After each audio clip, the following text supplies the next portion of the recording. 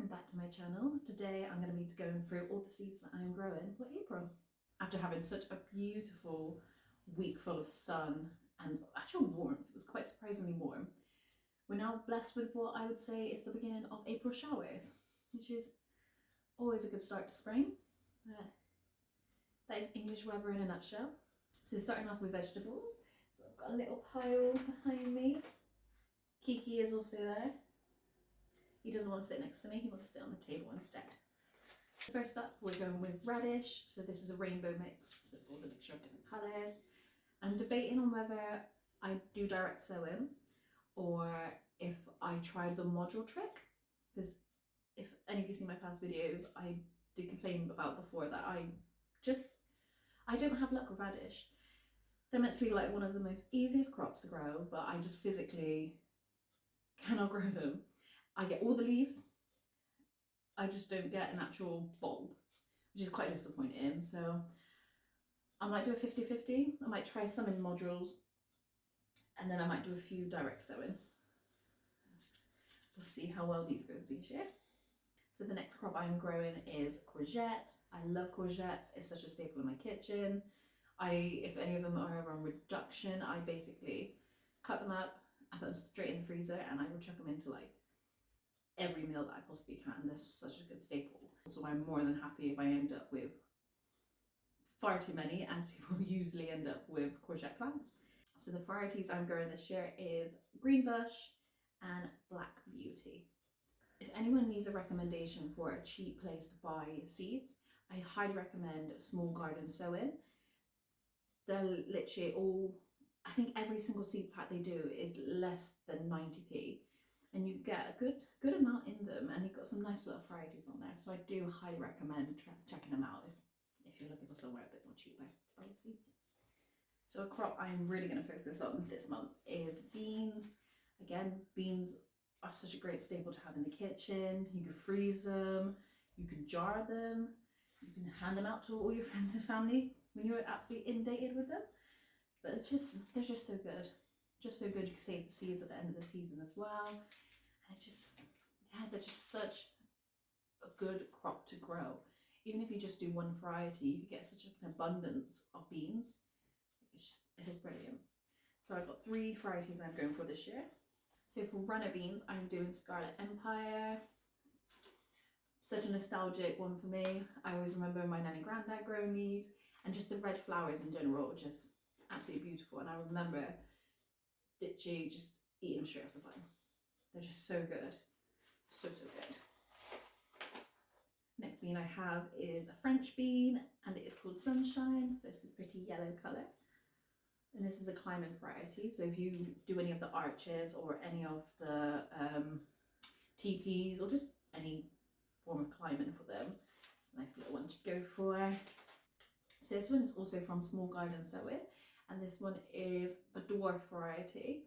So this one would be good if you just want it in a little bed and you just have like a little stake to hold it up. Oh, dropped one of them. So this variety is Purple Teepee. So this one's going to be that really dark, pretty purple colour, which I'm intrigued to know how this one tastes in comparison to the other ones. So I've never tried a purple bean before. I don't know if I've actually tried the yellow ones. Definitely tried all the green ones. Yeah, another one I'm very excited to try this year. Next up is all my squashes. I love growing squashes. I won't start my pumpkins yet. I'll leave those for possibly end of May. So I'm just going to, just focus on the squashes at the moment. So we've got baked potato squash. So as you saw in my last video, I did a taste test on actually trying this for the first time, which was one I grew last season, and it wasn't too bad.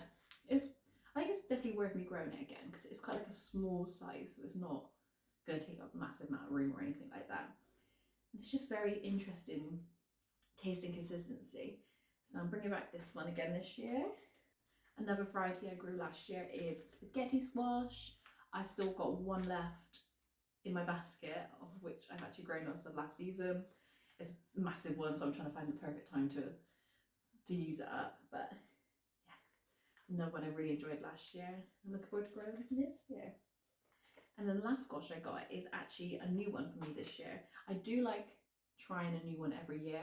So the spaghetti and the mashed potato was new ones that I did last year, and then the previous year I did Yukuchi Kiri, which I was debating on getting more seeds and doing again this year. But then I remembered in my stash I had these, and again it's a new one, so I might as well keep this tradition going and just try something new. So this one is a sweet dumpling one.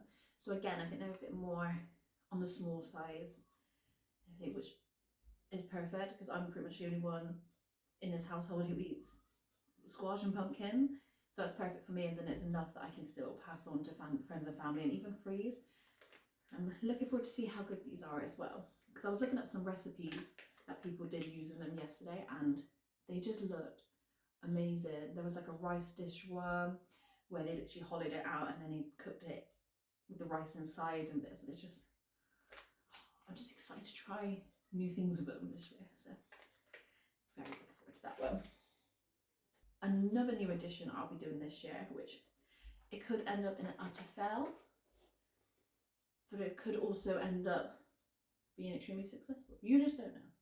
You really just don't know, but it's always worth taking a gamble. So this was a little set that my mum, I think she even found in the charity shop last year.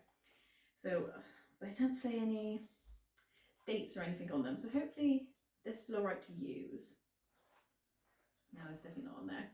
So this was like a multi-mix bag and everything. So they got rhubarb, which I probably should have planted. Oh no, I can plant it out now. I could technically plant it out now, which is a red champagne variety, because I've got a Victorious variety, so I could put that one out as well. Impending. Cucumbers, I'm not a massive cucumber fan, so I'll probably pass it on to someone else. Asparagus, I need to give away. I don't know about anyone else, and this is going to sound either really pathetic or someone's going to understand me, but low-key asparagus kind of scares me. That sounds really dramatic, but I just don't know what it is. Like, if anyone's growing them in videos, I can't watch them. It literally just gives me like the heebie-jeebies. I just don't know what it is. I just can't deal with them. But I think I know the perfect person I can give that one to. But the main one I am going to be focusing on is sweet corn. So my plan with these is to put it when I take my garlic out.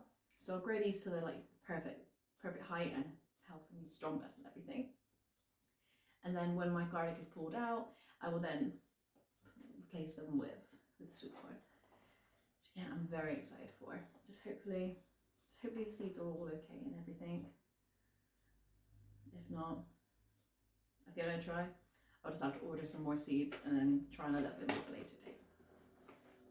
So that's all the vegetables I'm growing, and then moving on to flowers.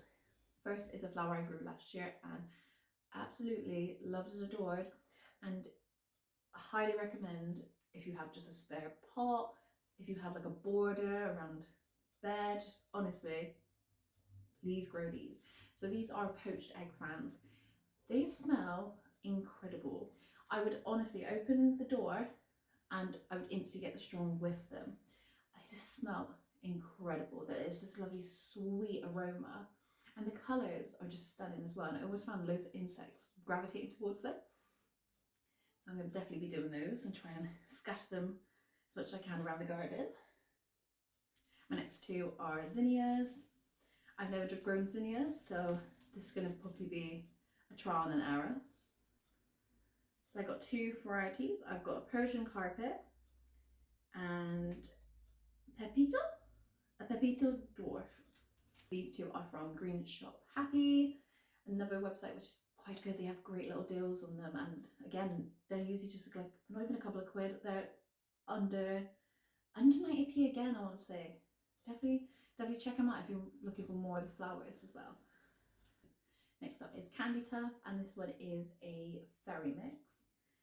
This one again just looks beautiful. I don't know when it's going to go in my garden. That is yet to be decided. It might go in the front, might go in the back. I might have to just find wherever to basically plant it. I just couldn't resist. It just looks so pretty. Like the colours are stunning. Just yeah. Next up we have is Carnation. So this one is, I'm gonna absolutely butcher his name, Chubord Giant Mix. It's probably very very much wrong, but ignore me. Oh my god, these are edible plants.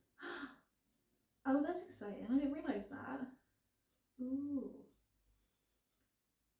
But anyway, I just thought these looked very, very pretty, and they looked like the little like loofahs, not as in like the loofah plant, but like actual like shower loofahs and everything. They just look so girly and just bright and colourful and just so pretty. So I'm very excited to see how well these do. I'm definitely seeing a theme with colours from the last lot I've gone for. I've definitely gone for very kind of pastels, pinks, purples, pinks, yellows, whites, which I'm not mad about.